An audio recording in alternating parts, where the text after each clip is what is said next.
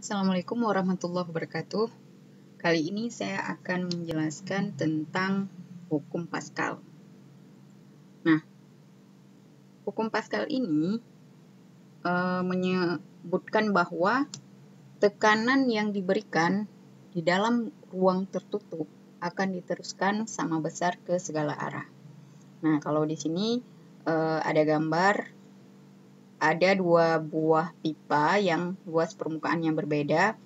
Jadi, pada pipa 1 itu diberikan gaya sebesar F1, kemudian pada pipa 2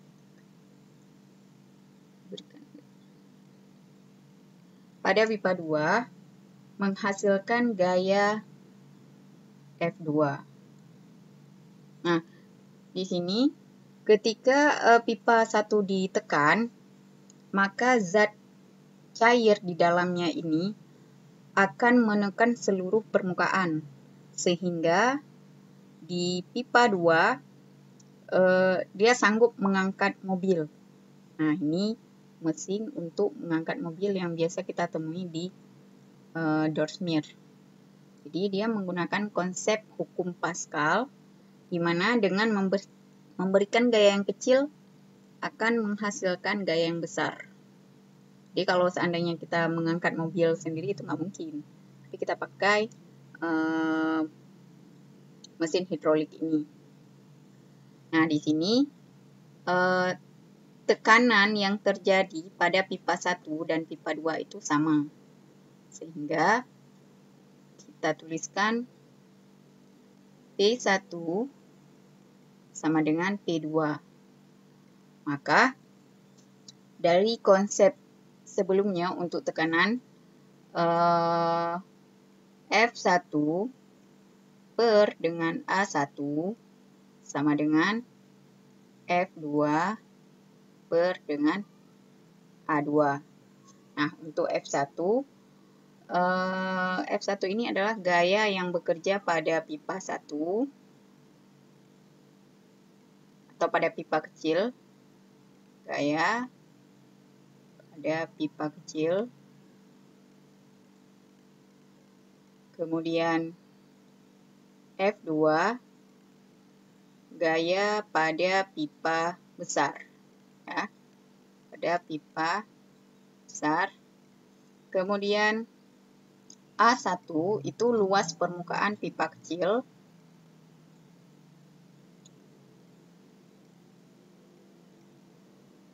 Pipa kecil. Sedangkan A2 itu luas permukaan pipa besar. Nah, ini satuannya Newton, meter kuadrat, dan meter kuadrat.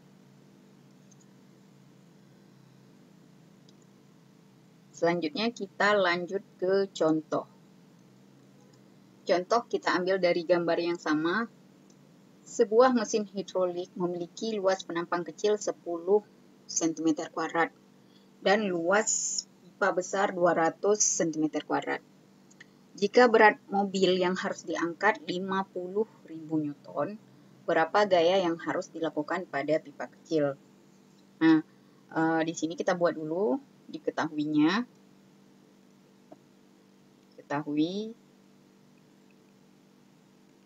Nah, gaya yang harus diberikan pada pipa besar itu adalah F2,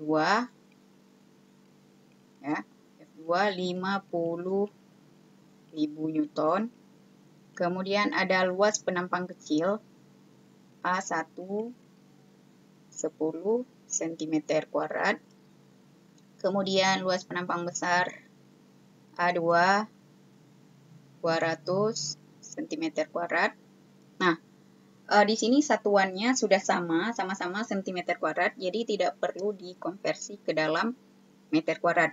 Kecuali ada salah satu cm, kemudian yang lainnya meter kuadrat, itu harus dikonversi ke dalam meter kuadrat. Nah, yang ditanyakan, berapakah gaya yang harus diberikan supaya mobilnya bisa terangkat? Nah, berarti itu gaya yang bekerja pada F1, ya, pada luas penampang pertama. Kita jawab. F1 per A1 sama dengan F2 per dengan A2. Maka F1 itu belum diketahui. F1 diper dengan 10 sama dengan 50.000 dibagi dengan 200.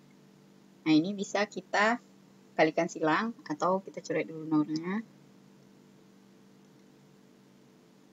20 bisa dicoret. Maka hasilnya 2F1 sama dengan 500 kali 10 ini itu sama dengan 5.000. Maka F1 sama dengan 5.000 bagi 2 itu sama dengan 2.500.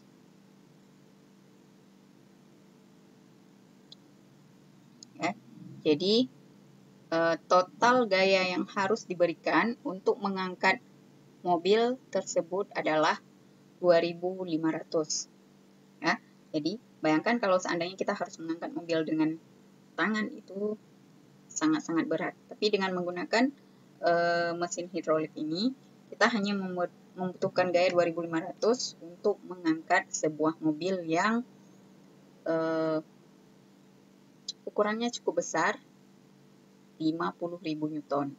Nah, kalau seandainya mau lebih mudah lagi, perbesar lagi luas permukaan A2. Itu juga bisa kita untuk meminimalisir gaya yang harus diberikan, kita perbesar luas permukaan yang ini, yang A2. Jadi, bisa dapat F1-nya lebih kecil. Sekarang kita lanjut ke contoh yang kedua. Nah, pada contoh yang kedua ini, sebuah tabung U berisi zat cair dan diberi penghisap. Pada penghisap 2, diberi beban seperti pada gambar. Berapa gaya yang harus diberikan pada pipa 1 agar seimbang? Nah, di sini bisa kita katakan bahwa gaya adalah beban yang harus diberikan di sini. Ya, di F1 berapa beban yang harus diberikan supaya pipa ini seimbang. Nah, kita buat dulu diketahui massa sama dengan 1000 kg. Sama dengan 1000 kg. Kemudian ada jari-jari di pipa 1 itu sama dengan 1 meter. Jari-jari di pipa 2 itu sama dengan 7 meter. Nah, yang ditanyakan berapa besar gaya yang harus diberikan di pipa 1 atau berapa berat beban pipa 1 supaya pipa ini seimbang, ya. Jadi, kita jawab. Nah, yang pertama, saya akan mencari dulu berapa besar gaya di pipa kedua atau besar beban di sini, ya. F2 di sini berapa? Nah, F2 ini adalah berat dari mobil, ya, sehingga kita dapat F2 sama dengan M kali G. Kita ambil percepatan gravitasi 10, maka di sini hasilnya 1000 kali 10 sama dengan 10.000. Kemudian, untuk mencari luas permukaan, kita menggunakan persamaan untuk lingkaran. Jadi, persamaan untuk lingkaran itu adalah A sama dengan PR kuadrat. Jadi, untuk A1 sama dengan Pi kali R kuadrat sama dengan 22/7 kali 1 kuadrat.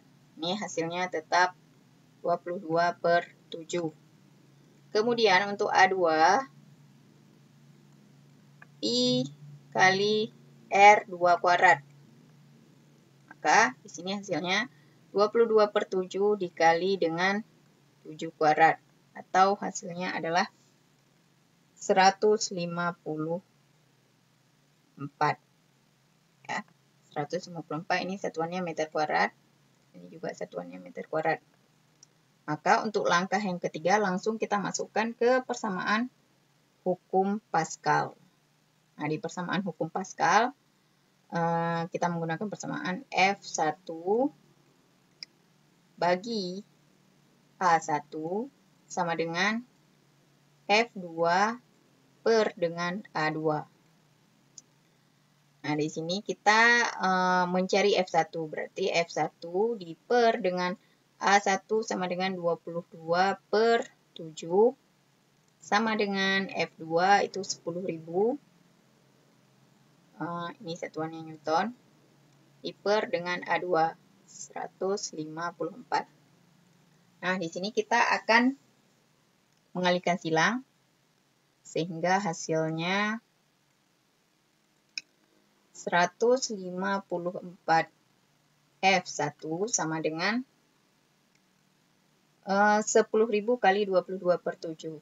Itu jadinya 220.000 per 7. Nah, berarti kalau untuk F1 itu hasilnya adalah 220.000 per 7. Kita bagi dengan 154. Maka kita dapat hasilnya 204 Newton. Jadi besar gaya yang harus diberikan atau berat beban ini beratnya harus 204 Newton supaya pipa ini bisa seimbang atau bisa terangkat. Terima kasih sudah menonton video saya hari ini. Jika ada pertanyaan bisa dituliskan di komentar. Sekian, Assalamualaikum warahmatullahi wabarakatuh.